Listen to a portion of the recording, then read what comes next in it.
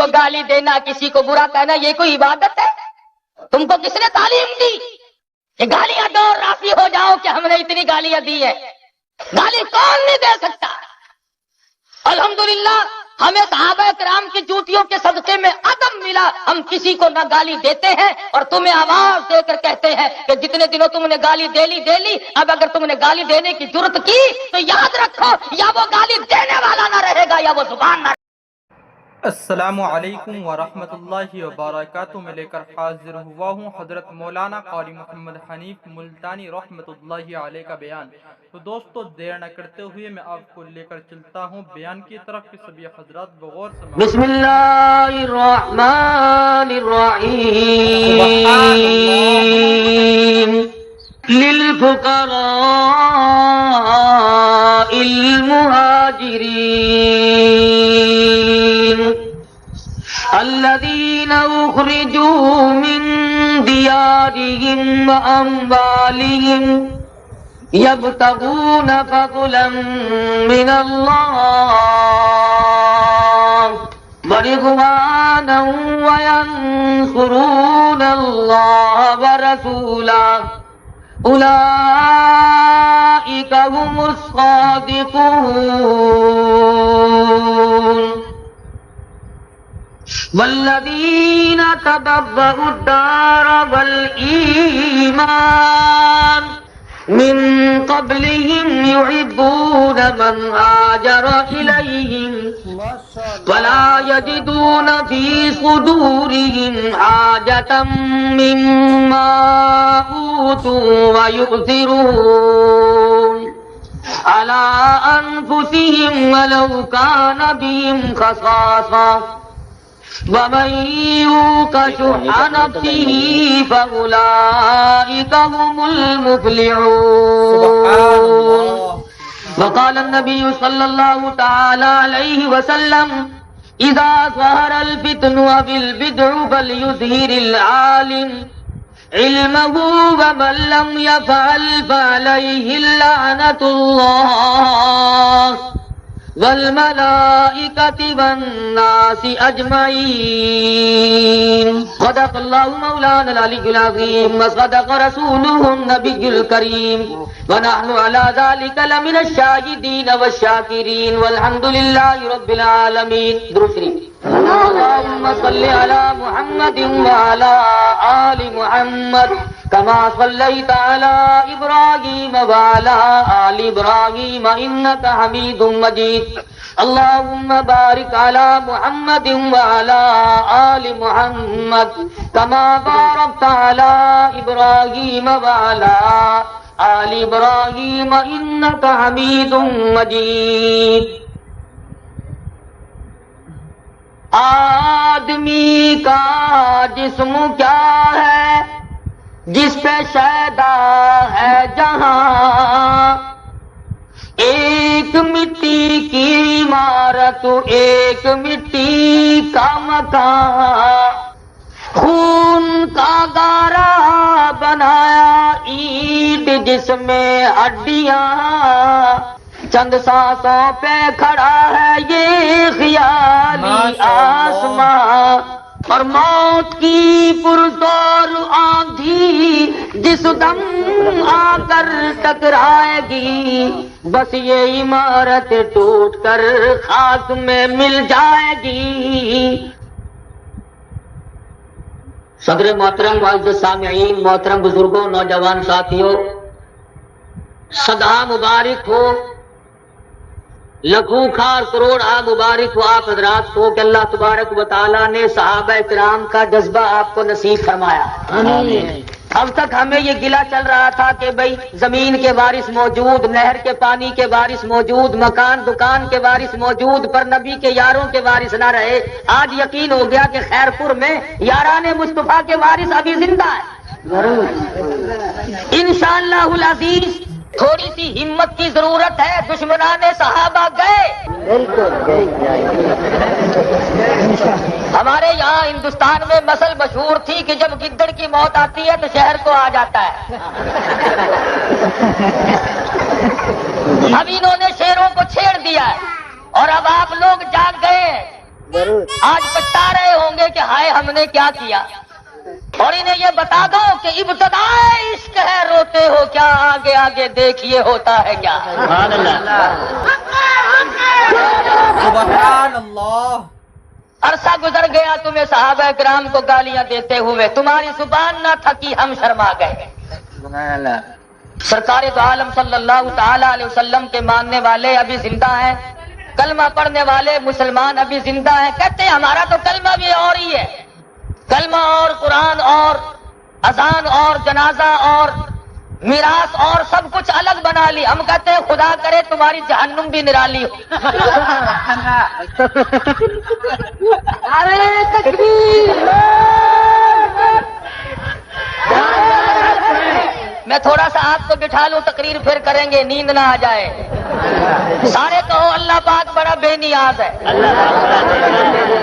مولانا نے تو آپ کو حدیثیں سنائی, میں بھی سناؤں گا, پر اخیر میں اللہ پاک ایسا بے نیاز ہے کہ آپ کو میں انگریز کافر کا فیصلہ سناؤں کہ خدا بندے ذوالجلال نے حق و صداقت کا فیصلہ کافر کے ہاتھوں کرایا.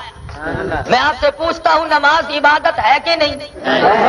روزہ عبادت ہے, زکوٰۃ عبادت ہے, قرآن کی تلاوت عبادت ہے, درود شریف نبی پاک صلی اللہ علیہ وسلم پہ پڑھنا عبادت ہے, استغفار اور تسبیح عبادت ہے, پر ان میں سے کسی چیز کا لائسنس ہے؟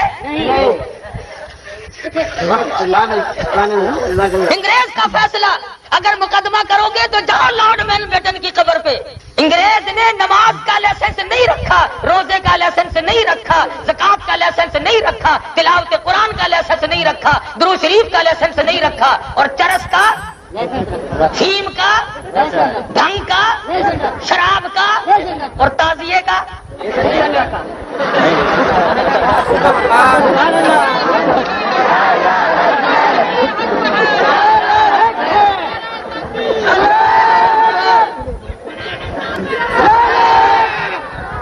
انگریز کا فیصلہ دیکھو, کس کھاتے میں لے گیا تعزیے کو.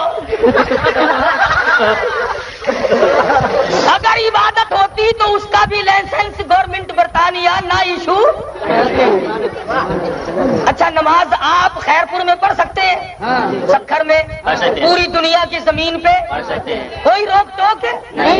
مسجد میں پڑھو, گھر میں پڑھو, جنگل بندی میں پڑھو, اسٹیشن پہ پڑھو, اڈے پہ پڑھو, چاہے جہاں پڑھو, اور تعزیہ ہر جگہ نہیں جا سکتا. اس لیے پتا چلا کہ عبادت نہیں ہے, دین نہیں, شرارت ہے.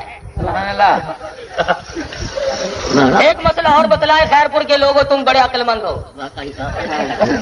دین آسمان سے آتا ہے یا زمین پہ بنتا ہے؟ نماز آسمان سے آئی, روزہ آسمان سے آیا, زکوٰۃ آسمان سے آئی, قرآن کریم آسمان سے آیا, نبی کی نبوت آسمان سے آئی, صحابہ کی صحابیت آسمان سے آئی, اور یہ تعزیہ کہاں سے آئی ہے بلا؟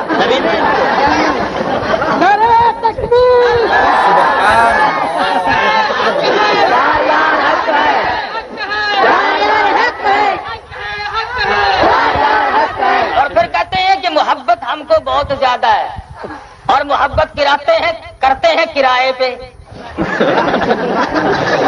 جو کرایہ دار ہو وہ دیکھ دڑا دڑ, اور جو خود پیٹے وہ آہستہ آہستہ یوں.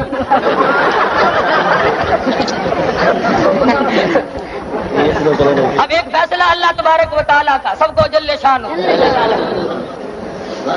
خدا بند ذوالجلال نے فرمایا کہ انتظامیہ والوں, پولیس والوں, چوروں کو سزا تم دو, قاتلوں کو سزا تم دیا کرو, زانیوں کو سزا تم دیا کرو, شرابیوں کو سزا تم دیا کرو. مجسٹریٹوں تمہاری ڈیوٹی, پولیس والوں تمہاری ڈیوٹی, ہر جرم کی تم سزا دیا کرو. پر میں عالم الغیب ہوں, جانتا ہوں جب میرے صحابہ کا مسئلہ آئے گا کہیں تم بھی پیسہ دھیلا لے کر بے ایمان نہ ہو جاؤ. اس لیے چور کی سزا تم دو, زانی کو سزا تم دو, شرابی کو سزا تم دو، قاتل کو سزا تم دیا کرو، ڈاکوؤں کو سزا تم دیا کرو، اور ایک جرم ایسا ہے جس کی سزا دینا تمہارے بس کی بات نہیں، پولیس والوں جاؤ اپنے گھر میں سو جاؤ، مجسٹریٹوں چھٹی کرو، جس سینے میں جس دل میں ابو بکر عمر کا بغض ہوگا اس کو سزا میں خود دلوا دوں گا۔ الہی کیسے دلواؤ گے؟ فرمایا اسی کا ہاتھ اور اسی کا سینہ قیامت تک ٹوٹتا ٹوٹتا مر جائے گا۔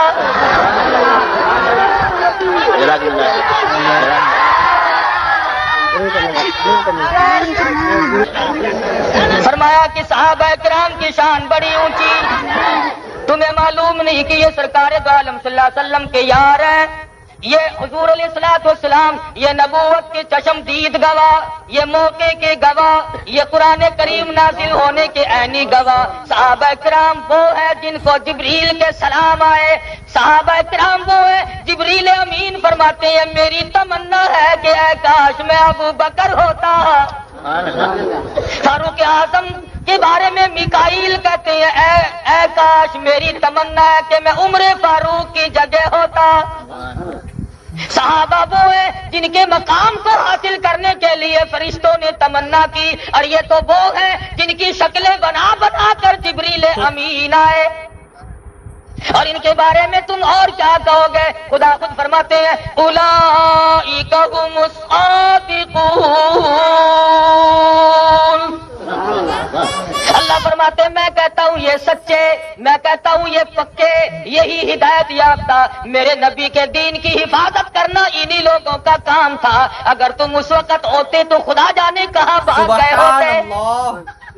دو چیزیں سکھ دھرم میں جائز نہیں، یہودیت میں جائز نہیں، عیسائیت میں جائز نہیں، بدھ مت میں جائز نہیں، ہندوؤں کے یہاں جائز نہیں، لیکن ایک مذہب ایسا ہے کہ اس میں وہ دونوں چیزیں جائز ہے، جھوٹ بولنا اور بدکاری۔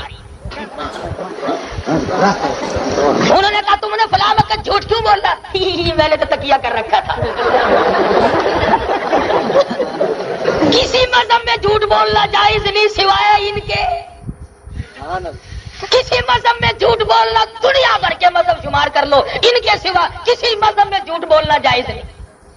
اور جتنی بدماشی کرو کہ میں نے تو مدعا کیا ہوا تھا، بلے بلے کتنی مدت کا مدعا کیا تھا کہ صرف دوپہر اندازہ لگا۔ دنیا کے کسی مذہب میں بھی یہ پیٹ پوٹ، یہ متا، یہ تکیہ، یہ جھوٹ جائز نہیں۔ میں تب پتا کروں محبت کا، پتا تب لگے سینہ تیرا ہو، مکہ کاری حنیف کا ہو پھر لگے، پھر دیکھ پتا لگے محبت کا کتنی محبت ہے۔ ملنگ کو دیکھو نعرہ مارتا ہے اکھے نماز نہیں پڑھتا کہ میں نماز وچوں پڑھدا، ڈھنگ دا دورہ باہروں چڑھاندا تے نماز وچوں پڑھدا ہے۔ تماشا دے، سال بھر میں 2-4 دن کٹا پیٹی کی تو ولی بن گیا۔ غلام میں ہوں، ہم سب کے غلام، اہل بیت کے بھی، چاروں یار کے بھی، اور 4 یار کے کیا، ہم تو حق ہیں یوں کہ سب یار۔ امیر معاویہ سب کو رضی اللہ تعالی۔ اللہ تیرے گڑ کا شکر کا منشی سچا، تیری دکان کا منیجر سچا، تیرے مل کا کارخانے کا شوگر مل کا حساب و کتاب لکھنے والا منشی سچا، تیری چھوٹی موٹی دکان کا حساب لکھنے والا منشی سچا، تیرے بینک کا کلرک سچا، اور ظالموں شرم کرو، نبی پاک صلی اللہ علیہ وسلم کا منشی، خدا کے قرآن کے لکھنے والا کاتب وہی امیر معاویہ غلط کیسے ہو گیا؟ تو کچے آدمی سے گڑ شکر کا حساب نہیں لکھواتا، اور کالی کملی والے نے کچے سے قرآن لکھوا لیا۔ آسمان سے قرآن آتا ہے، ادھر آسمان سے قرآن اترتے ہی حضور اکرم صلی اللہ علیہ وسلم سب سے پہلے امیر معاویہ رضی اللہ تعالیٰ عنہ کو بلوا کر کے لکھواتے ہیں۔ مصطفیٰ کریم کے سینے میں قرآن آیا تو فوراً امیر معاویہ کی قلم میں قرآن آیا۔ سیدہ ام حبیبہ سب کو رضی اللہ تعالیٰ عنہ تشریف فرما ہے، امیر معاویہ رضی اللہ تعالیٰ عنہ پاس بیٹھے ہیں، بہن اپنے بھائی کے سر پہ ہاتھ پھیر رہی ہے، حضور تشریف لے آئے، فرمایا ما تصنعی یا ام حبیبہ، ام حبیبہ کیا کر رہی ہو؟ عرض کرنے لگی آدھا اخی، یہ میرا بھائی ہے۔ فرمایا ام حبیبہ تجھے تو اس لیے محبت ہوگی، تیرا بھائی ہے، پر مجھے اتنا پیارا لگتا ہے، اتنا پیارا جبریل ابھی آسمان پہ نہیں جاتا، میں پہلے امیر معاویہ کو بلا کر قرآن کریم لکھواتا ہوں۔ تو صحابہ کرام کی شان بڑی نرالی، یہ عدالت کے مالک، یہ صداقت کے مالک، یہ عفت کے مالک۔ صحابہ نہ ہوتے تجھے کلمہ نصیب نہ ہوتا، صحابہ نہ ہوتے آج تو مسلمان کہلانے کا حقدار نہ تھا۔ انہی کے جوتیوں کے صدقے میں تجھے آج کلمہ نصیب ہے، اور تجھے کیا معلوم کتنے دکھ اٹھائے انہوں نے اسلام کی وجہ سے۔ حضرت جابر فرماتے ہیں سب کو رضی اللہ تعالیٰ فرمانے لگے 300 صحابہ کو ایک میدان میں بھیج دیا، ایک لشکر کو بھیج دیا، 18 روز تک 300 صحابہ کو رات دن میں ایک کھجور کا دانہ خوراک ملتی تھی، رات دن میں ایک کھجور کا دانہ راشن ہے، خوراک ہے۔ شاگرد نے پوچھا کیسے گزارا کرتے تھے؟ فرمانے لگے ارے اس کی بھی تب قدر ہوئی جب وہ بھی ملنی بند ہو گئی۔ ہرے پتے چبا چبا کر خدا کا قرآن پڑھا۔ فرمایا موسم خزاں آ گئی، ہرے پتے بھی نہ ملے، سوکھے پتے پانی میں بھگو بھگو کر کے کھائے اور خدا کے قرآن کی حفاظت کی۔ آج انہیں غلط کہتے ہیں لوگ۔ شعب ابی طالب میں حضور اکرم صلی اللہ تعالی علیہ وسلم بھی، صحابہ کرام بھی، اہل بیت عظام بھی قید ہیں۔ حضور تشریف لائے، ام المومنین مائی خدیجہ رضی اللہ تعالیٰ عنہ کے قریب آ کر کھڑے ہو گئے، چہرے کی طرف نظر ڈالی، فرمانے لگے میری خدیجہ آج کیا بات ہے؟ 25 سال میری ساتھ گزار بیٹھی ہو، میں نے ازردہ کبھی نہیں دیکھی، میں نے پریشان کبھی نہیں دیکھی۔ عرض کرنے لگی میرے ماں باپ قربان ہو جائیں، میں اپنے اوپر جھیل رہی ہوں، برداشت کر رہی ہوں اور کر سکتی ہوں۔ یہ چھوٹی رقیہ، یہ ام کلثوم، یہ 5 برس کی فاطمہ، بھوک کی وجہ سے ان غریبوں کی آواز تک نکلنی بند ہو گئی۔ حضور صلی اللہ علیہ وسلم جنگل کی طرف تشریف لے گئے، ایک صحابی نے ہدیہ پیش کیا، حضور نے قبول فرمایا، واپس تشریف لائے، ام المومنین خدیجہ رضی اللہ تعالیٰ عنہ کے قریب کھڑے ہو کر آوازیں دی، رقیہ بیٹی ادھر آؤ، ام کلثوم بیٹی ادھر آؤ، اور میرے جگر کے ٹکڑے فاطمہ ادھر آؤ۔ نبی نے اپنی بیٹیوں کو قطار میں بٹھا لیا اور رحمت والے ہاتھوں سے جھولی میں سے جھاڑیوں کے پتے نکال کر اپنی بیٹیوں کو تقسیم فرمائے۔ فرمایا انہیں کھا کر خدا کا قرآن پڑھنا، شکریہ ادا کرنا، مولا کریم نے خوراک کا انتظام کر دیا ہے۔ نبی کی بیٹیوں نے جھاڑیوں کے پتے چبا کر قرآن کی عظمت کو باقی رکھا۔ اور مسلمانوں ہزاروں مٹھائیاں کھا کر، ہزاروں طرح کی نعمتیں کھا کر آج دین احمد پہ ڈاکہ ہے، نبوت پہ ڈاکے ہیں، نبی کے یاروں کی نموس اور آبرو پہ ڈاکے ہیں۔ سبحان اللہ۔ غیرت مند نہیں جی سکتا، اور میں ڈرنے ورنے والوں میں سے نہیں، صاف کہتا ہوں اگر تمہیں کسی کا اشارہ ہے تو پھر وہ بھی پچھتائیں گے اور تم بھی پچھتاؤ۔ اگر تم کسی کے ایما پہ ناچ رہے ہو تو بالکل غلط ہے۔ کلمہ الگ ہے، میری تو نماز بھی الگ ہے، میرا تو جنازہ بھی الگ ہے، میری تو قبر بھی الگ ہے، میرا تو میراث بھی الگ ہے۔ پھر ہم یہ مطالبہ نہ کریں گے کہ پھر یہ تمہارے افسر ہم پہ مسلط کیوں؟ ہزاروں مطالبات پیدا ہوں گے اور ملکی مفاد کے یہ تمام چیزیں خلاف ہیں۔ ہم کہتے ہیں ملک میں کسی طرح کا انتشار نہ پھیلاؤ۔ پاکستان کی بقا ابو بکر صدیق کی صداقت میں ہے، پاکستان کی بقا عمر فاروق کی عدالت میں ہے، پاکستان کی بقا عثمان ذی النورین کی سخاوت میں ہے، حیا میں ہے، پاکستان کی بقا علی مرتضیٰ کی شجاعت میں ہے۔ اگر چھوڑو گے تو مارے جاؤ گے۔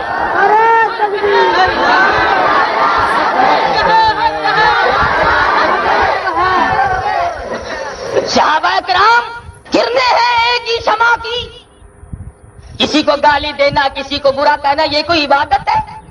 تم کو کس نے تعلیم دی کہ گالیاں دو اور راضی ہو جاؤ کہ ہم نے اتنی گالیاں دی ہیں؟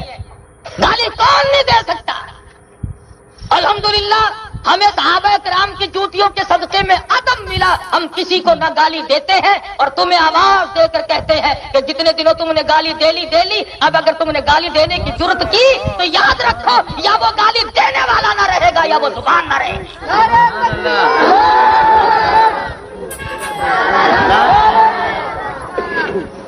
ہوش میں آؤ، بات کہتا ہوں طوفان سے گزر، طوفان سے گزر، چکر میں نہ پھنس، گرداب نہ بن، طوفان سے گزر، چکر میں نہ پھنس، گرداب نہ بن، بن ہلکی موج مگر ایسی جس موج پہ دریا ناز کرے، ایسا راستہ ڈھونڈ تیرے لیے بھی راہ ہموار ہو، میرے لیے بھی راہ ہموار ہو، اور قیامت کے دن آج دنیا تو گزر جائے گی، یہ حالات تو یوں ہی بدلتے عدلتے رہیں گے، تغیر بھی ہوتا رہے گا، میدان حشر ہوگا، خداوند ذوالجلال کی عدالت ہوگی، آواز آئے گی الیس اللہ بأحکم الحاکمین،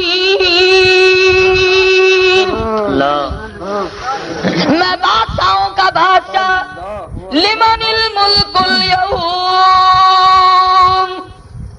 ہے کوئی آج امیر، بنگلے والا سامنے آئے، کوٹھی والا سامنے آئے، وزارت امارت والا کوئی سامنے آئے، کوئی دم مارے کون ہے؟ خود ہی فرمائیں گے للہ الواحد القہار، میں ہوں، میرے سوا کوئی اس کائنات کا خالق نہیں۔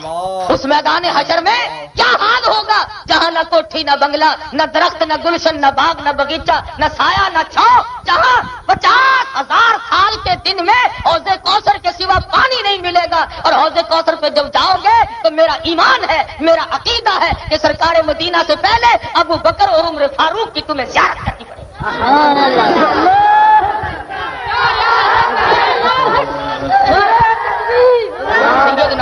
سیدنا آدم علیہ السلام کا اللہ پاک نے جب پتلا تیار فرمایا اور جب ہوش میں آئے تو عرش معلیٰ پہ نگاہ پڑی تو دیکھا لکھا ہوا لا الہ الا اللہ محمد الرسول اللہ، سب سارے کو صلی اللہ علیہ وسلم۔ عرض کیا الہ العالمین، ابو البشر تو میں، کائنات انسانی کا ابا تو میں، یہ کون ہے جو تیرے نام کے ساتھ جس کا نام ملا ہوا ہے؟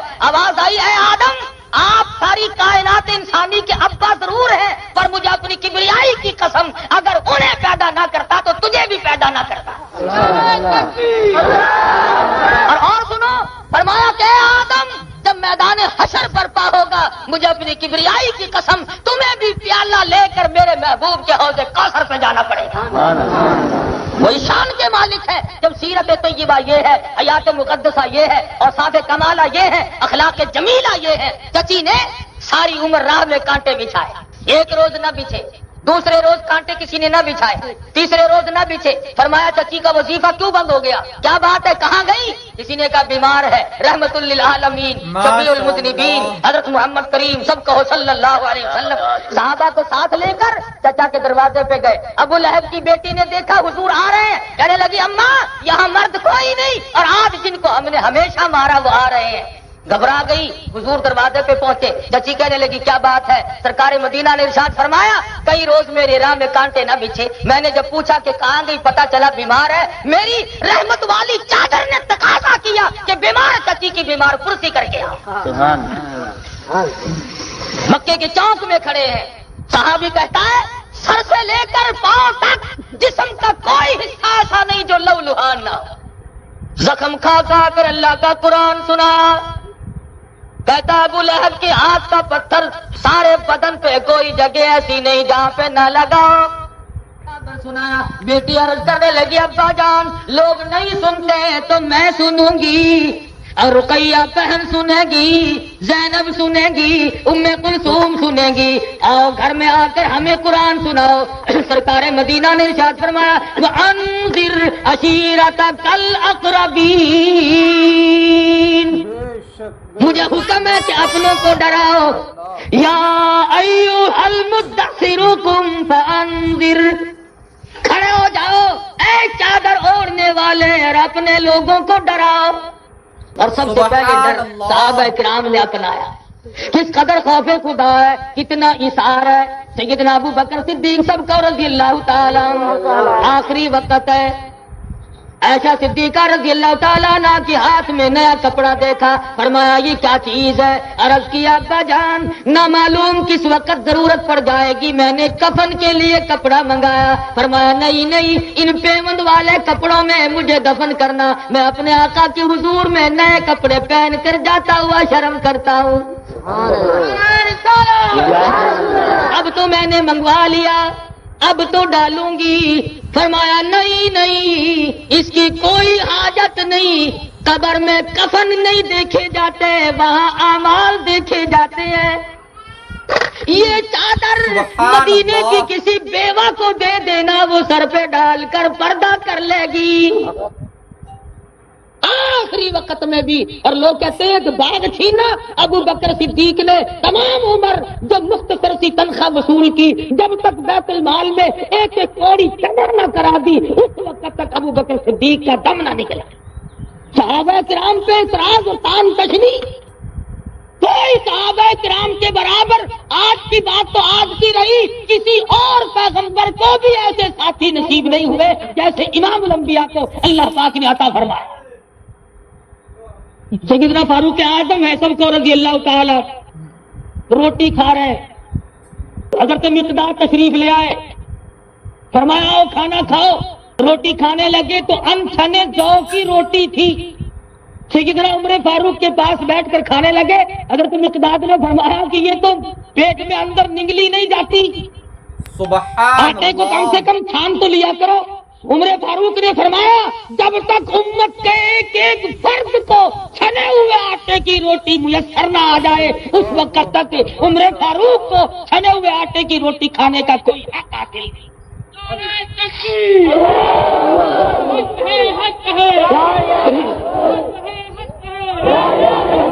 سیدنا عثمان غنی صاحب کو رضی اللہ تعالیٰ گھیرے میں آئے، باغیوں نے محاصرہ کیا ہوا ہے. سیدنا امیر معاویہ رضی اللہ تعالیٰ عنہ ملک شام سے آئے اور آ کر کے کہنے لگے ہیں عثمان چلو میری ساتھ شام میں، یہاں تمہاری جان کا خطرہ ہے. فرمانے لگے نہیں میں کبھی بھی مدینہ چھوڑنے کے لیے تیار نہیں، میں مدینہ نہیں چھوڑ سکتا. توجہ، سیدنا امیر معاویہ رضی اللہ تعالیٰ عنہ نے فرمایا اے عثمان ایک حفاظتی دستہ رکھ چھوڑو، ایک فوج رکھ لو جو تمہاری جان کی حفاظت کیا کرے. سیدنا عثمان غنی نے فرمایا میں اسے جائز نہیں سمجھتا، میں اسے مناسب خیال نہیں کرتا کہ فوج کے سپاہی تنخواہ تو سے سرکاری سے لے اور جان کی میری حفاظت کرے. اللہ اللہ اللہ، تنخواہ تو سرکاری خزانے سے لے اور حفاظت میری جان کی کرے. آخری وقت ہے، میں قوم کے خزانے کو اپنی جان پہ خرچ نہیں کرنا چاہتا. سبق سیکھو خلافت راستہ سے. اور آج کل تو مسلمانوں کو جتنا مل جائے اتنا ہی ہضم، ہاتھ آ جائے صحیح، نہ آئے تو تم بھی ولی میں بھی ولی. موقع بن جائے نا ایک مرتبہ پھر دیکھو تماشا کس طرح سے لوٹتے ہیں ایک دوسرے کے مال کو. حدیث میں فرمایا نبی کریم صلی اللہ تعالی علیہ وسلم نے جس نے کسی کا مال کھا رکھا ہو پتہ چل جائے، جب تک اس کا کوئی ضامن نہ بنے یا ادا نہ کر دیا جائے، اس کا سرکار مدینہ نے کبھی جنازہ نہیں پڑھایا. اور یہ آج کل جو جنازے ہو رہے ہیں یہ کون سے اس کا ٹکٹ دے کر جاتے ہیں ہمیں؟ آدھے لوگ تو بے وضو ہوتے ہیں، وضو ہی نہیں کرتے، جنازہ یوں ہی کھا لیتے. سارا دن وضو کے لیے کون کھڑا رہے؟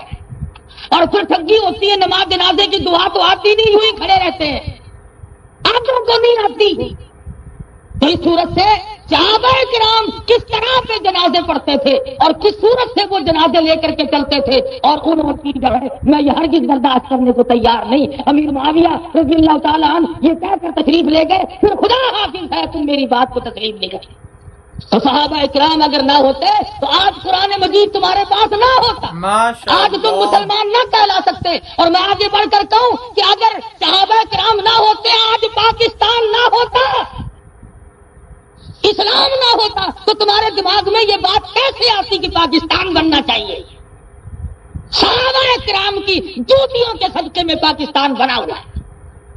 اور یہ جو نئے نئے فتنے اٹھاتے ہیں نا، یہ پاکستان کے دشمن ہے. سی آئی ڈی والوں، ان کا آگا پیچھا تلاش کرو. ماشاءاللہ. مگر یہ پولیس والے جو ہیں بیچارے انتظامیہ والے، یہ بھی صرف مولویوں کے پیچھے کھڑے ہوئے ہیں نیت کا. ضلع جنکی مجھ پہ 2 مہینے کی پابندی. پرسوں بھاولپور کے ڈی سی نے میری 2 مہینے کے لیے زبان بندی کی. کتنے بڑے بہادر کو پکڑا ہے.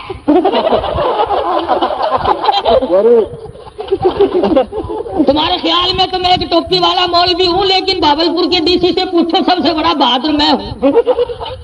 ڈرتے ہیں کہ جدھر کو کاری گزر جائے گا خیر نہیں.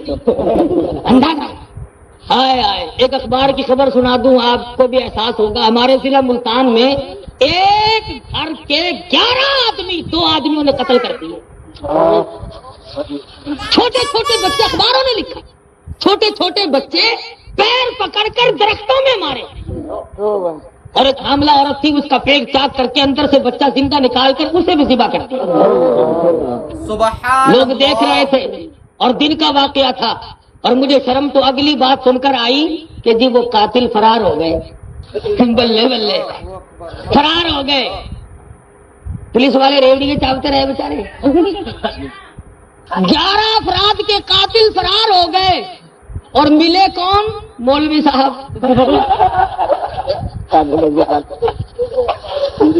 سوچو، عقل کرو. ڈاکو سارے پکڑ لیے، قاتل تو سارے اندر پہنچ گئے. چوری بالکل بند ہو گئی، لوگ آرام سے سوتے ہیں. میں کہتا ہوں اگر تم صحابہ کرام والا قانون نافذ کر لو گے، نہ تمہارے ملک میں قتل رہے گا، نہ چوری رہے گی، نہ ڈاکہ رہے گا. ابو بکر کی صدیق کی جوتی کے صدقے میں تمہیں اطمینان نصیب ہوگا. خلافت راستہ کے نظام کو آزما کر دیکھو، تجربہ کر کے دیکھو. جنہوں نے کیا ہے وہ کامیاب ہوئے. مسلمان کے لیے کسی ازم وزم میں کسی جگہ کوئی گنجائش نہیں بجز آئین مصطفیٰ کے میری تیری نجات.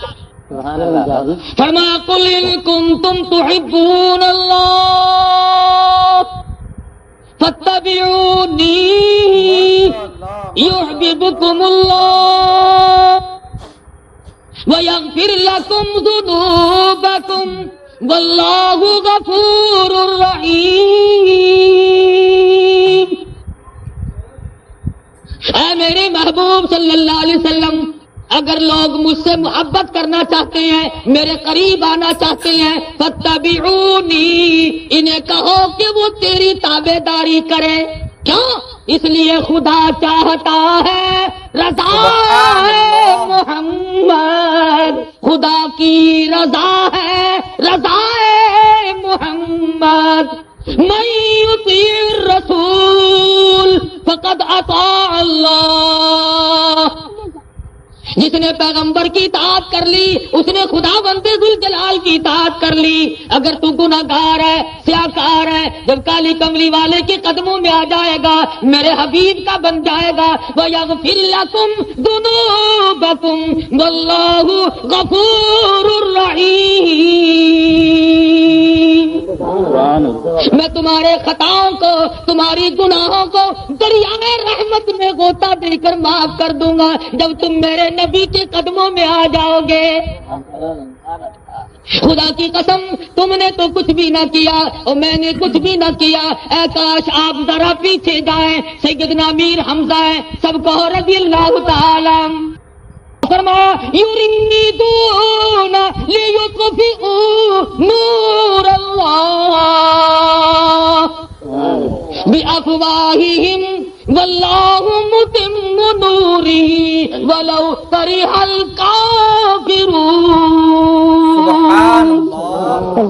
کون ہے جو میرے نبی کے دین کے چراغ کو بجھانا چاہتا ہے؟ اللہ فرماتے ہیں میں ظاہر کروں گا.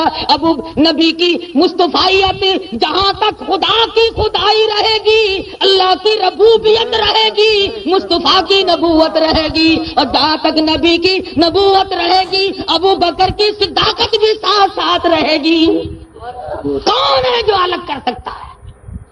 آج بھی جاؤ، اللہ پاک سب کو مدینے پاک کی زیارت نصیب فرمائے. جاؤ سرکار مدینہ آج بھی ابو بکر سے علیحدہ نہیں مل سکتے، عمر فاروق سے الگ نہیں مل سکتے، اور اگر تم ادھر ادھر ڈھونڈو گے ملنگ ملیں گے لیکن صحابہ نہیں ملیں گے۔ ایک اور تماشا دیکھو، عورتیں کانچ کی چوڑیاں پہنتی ہیں یا سونے کی، اور یہ لوہے کے کڑے، پہلے ہی نشانی ہے کہ ہم تو پرانے دوست ہی ہیں۔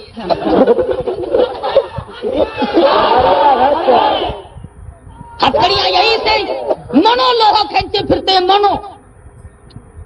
جب بھی پوچھو گے صحابہ کرام سے کیا سیکھا، میں کہتا ہوں سیدنا حسین، سب کو رضی اللہ تعالی، حسین کا مشن میرے پاس، حسین کا وارث میں ہوں۔ کیوں؟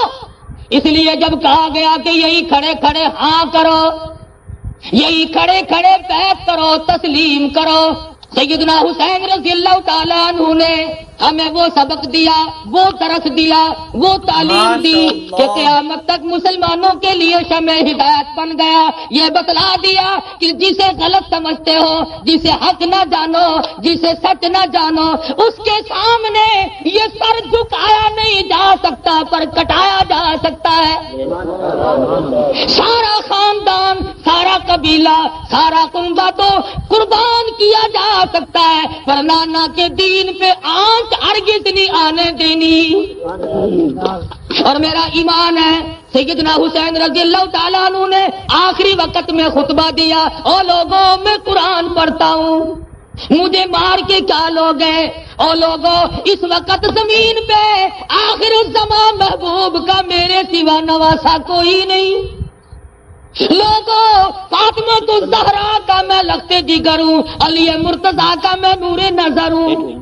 نہ مانے، اڑے رہے، ہم اپنا کام کر کے رہیں گے۔ فرمایا اچھا، میں بھی اللہ میاں سے ایک دعا مانگتا ہوں، یا اللہ جو میرے قاتل ہوں، جو مجھ پہ ظلم کرنے والے ہوں، انہیں کبھی جماعت کی نماز نصیب نہ۔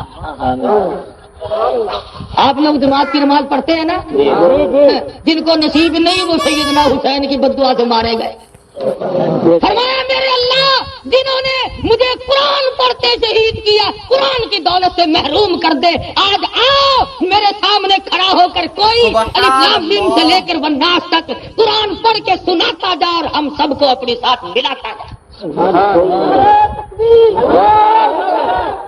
حب حسین رکھنے والے کو قرآن کی دولت ملے گی، دشمن حسین کو کبھی قرآن کی دولت نہیں مل سکتی۔ یا قرآن سنا دے یا مجھ سے سارا سن لے۔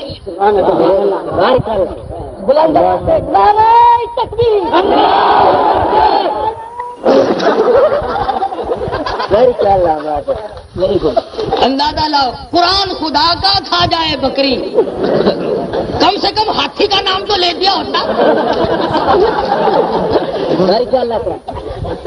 اندازہ لاؤ، قرآن خدا کر کھا گئی بکری جو یوں کرنے سے بھاگ جاتی ہے۔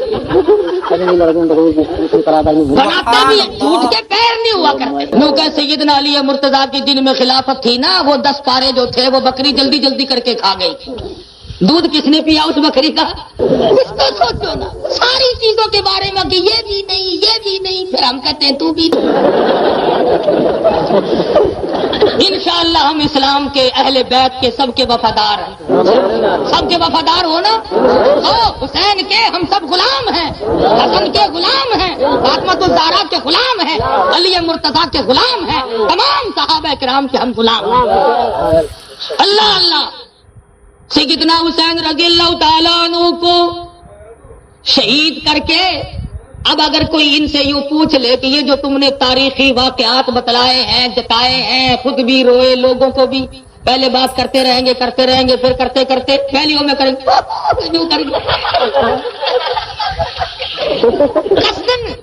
یوں ہی اسی وقت وہ مخلوق شروع ہو جاتی ہے۔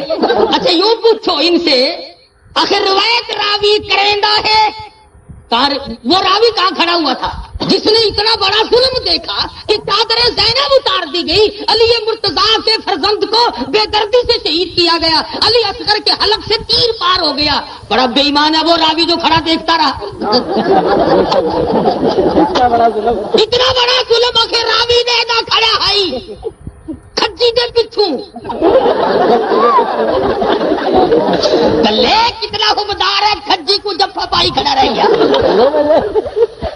علی اصغر دے حلق دے وچوں تیر ٹپدا پیا تے تو کھجی پیا کھاندا ہے. راوی روایت کرتا ہے بھلا مارنے والے تو بتاویں کیوں کہ کس طرح مارا، اور ان میں سے بچا کوئی نہیں. یہ کس سے آئے کہاں؟ مجھے ایک جگہ کے ساتھ ملا، کہنے لگا بچڑے جیون یزیدیا دے ساڈی روٹی عمر بھر دی بنا گئے.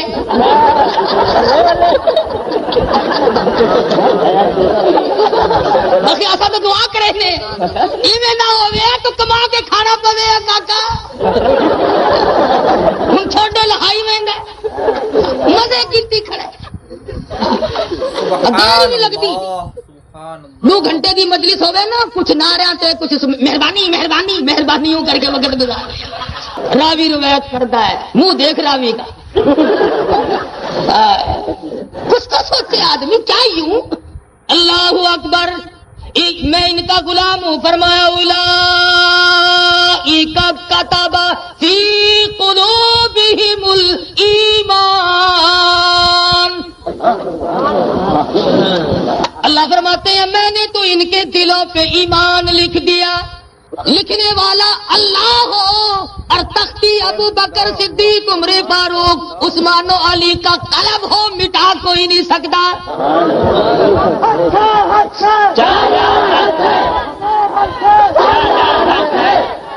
کون مٹانے؟ اس کی وجہ بیچ سے چیر دیا گیا. سمیہ تجھے مبارک ہو، تم کتنی حوصلے کی مالک تھی.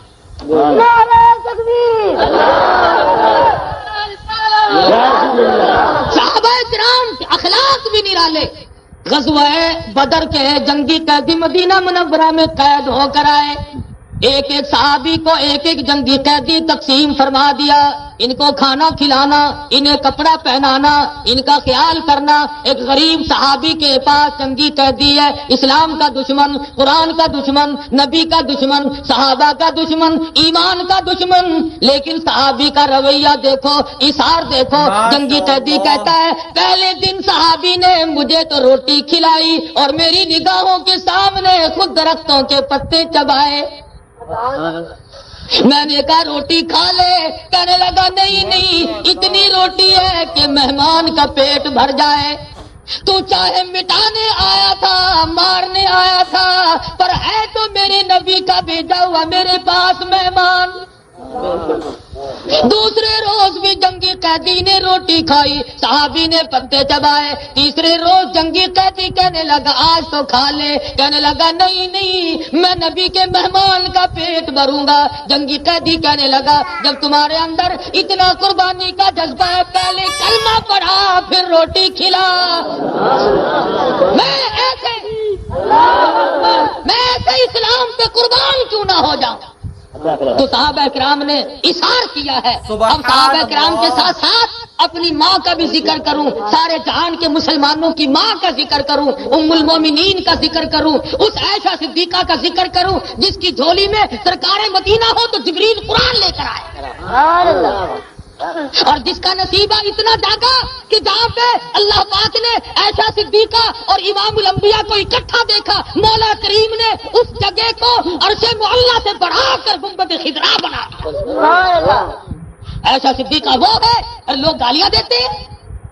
قربان جاؤں، عائشہ صدیقہ وہ کمال کی عورت ہے. حضور فرماتے ہیں ایسا نہ ہوتی دین ناقص رہ جاتا، دین کامل نہ ہوتا. ایسا ابو بکر کی بیٹی تم کتنی خوش نصیب ہو کہ تم ایسا نہیں ہو، تم دین کے کامل ہونے کا سبب اور ذریعہ.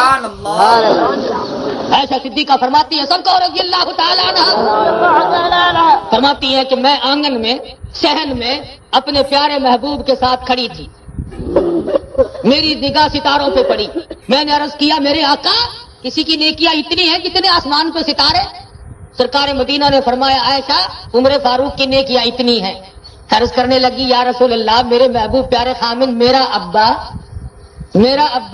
فرمایا عائشہ عمر فاروق کی تمام عمر کی نیکیاں ایک طرف اور تیرے ابا کی ایک رات کی نیکی ایک طرف، پھر بھی اس میں زیادہ وزن.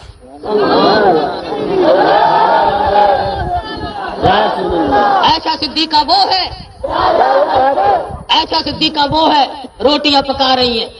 حضور خوش نصیب ہے وہ مائی جو سرکار مدینہ کو روٹیاں پکا کر کے کھلاتی تھی، جو پانی پلاتی تھی، جو حضور کی غم گسار تھی. حضور فرماتے ہیں عائشہ کو دیکھوں تو میرے غم غلط ہو جائے.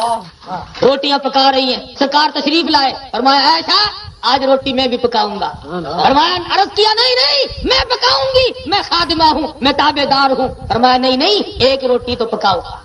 پیڑا بنایا، پانی لگایا، روٹی پکائی، تندور میں لگا دی. عائشہ صدیقہ کی پکائی ہوئی روٹیاں کبھی سے پک گئی، باہر نکال لی، رکھ بھی دی. جھانک جھانک کر دیکھ رہی ہیں اس روٹی کا پانی خشک نہیں ہوتا، وہ روٹی سوکھتی نہیں، پکتی نہیں، آنچ بھاپ اس کے قریب آتی نہیں. حیران ہو کر کہنے لگی میرے پیارے محبوب میری پکائی ہوئی روٹیاں کب سے پک گئی اور یہ آپ کی پکائی ہوئی روٹی کا تو ابھی پانی بھی خشک نہیں ہوا. فرمایا عائشہ جس چیز کو میرے ہاتھ لگ جائے آگ اس کے قریب نہیں آ سکتی. لوگوں جس روٹی کو سرکار مدینہ کے ہاتھ لگ گئے اس روٹی کے قریب آگ نہیں آتی. جس کے بستر میں نبی پاک صلی اللہ علیہ وسلم 9 برس تک آرام فرماتے ہو اس کے دوزخ کیسے قریب آ جائے گی. نعرہ تکبیر. 2000 سے زیادہ حدیثوں کی راوی، علم کا دریا، صحابہ کی استانی. جب صحابہ کرام کو مسئلے میں الجھاؤ ہو تو اماں کے دروازے پہ آ کر آخری وقت ہے حضور صلی اللہ علیہ وسلم نے فرمایا عائشہ مسواک لا. حضرت عائشہ نے مسواک لا کر دے دی. نبی پاک صلی اللہ علیہ وسلم نے اپنے دہن مبارک میں چبانی چاہی. اس کے بعد فرمایا عائشہ اپنے منہ میں مجھے ذرا نرم کر کے دو، چبا کے دو. حضرت عائشہ صدیقہ نے اپنے منہ میں چبا کر دی. سرکار مدینہ نے مسواک فرمائی. اس کے بعد حضور صلی اللہ علیہ وسلم کے دہن مبارک میں کوئی چیز نہیں گئی. کمال ہے حضور نے یہ ثابت کر دیا عائشہ صدیقہ کی برائی کرنے والا میں تو آخری وقت میں بھی اپنی محبوبہ رفیقہ ابو بکر کی بیٹی عائشہ صدیقہ حمیرہ کا لعاب اپنے منہ میں لے کر ہمیشہ کے لیے رخصت ہو رہا. مسواک چبا کر عائشہ صدیقہ نے دی اور اس کے بعد فرمایا عائشہ ذرا ٹھنڈا پانی تو لے آؤ. سمجھی میرے محبوب کو پیاس لگی ہے، ٹھنڈے پانی کا پیالہ لے آئی. فرمایا یہاں رکھ دو. سمجھتی تھی کہ پینے کے لیے طلب. فرمایا رحمت والا ہاتھ پانی میں بھگو بھگو کر کے چہرے انور پہ ملنے لگے، چھینٹے دینے لگے. بے قرار ہو گئی، عرض کرنے لگی میرے محبوب کیا بات ہے، یہ پریشانی کیسی، یہ ٹھنڈے پانی کے چھینٹے کیسے. فرمایا اے میری عائشہ تم نہیں جانتی موت کتنی گھبراہٹ والی شے ہے. مشکاۃ شریف میں حدیث موجود ہے. فرمایا نبی کریم صلی اللہ علیہ وسلم نے موت کے وقت ایسی پیاس لگتی ہے سمندر پلا دو پیاس نہیں بجھتی. موت کے وقت جو تلخی کڑوا پن منہ میں آ جاتا ہے لاکھوں برس تک نہیں جاتا. فرمایا موت کا جھٹکا جب آئے گا دنیا بھر کی قوت کوئی امداد نہ کر سکے گی، کوئی نہیں بچا سکتا اس وقت. اس لیے امام الانبیاء کی اطاعت، عظمت، حضور صلی اللہ علیہ وسلم کی شفاعت، محبت اور ناموس صحابہ کرام کی عزت. تو دوستو اگر آپ کو یہ ویڈیو پسند آئی ہے تو لائک کریں، شیئر کریں، کمنٹ کریں اور ہمارے اس یوٹیوب چینل کو سبسکرائب کرنا نہ بھولیں. دوستو ملتے ہیں اگلی ویڈیو میں. السلام علیکم ورحمۃ اللہ تعالی وبرکاتہ.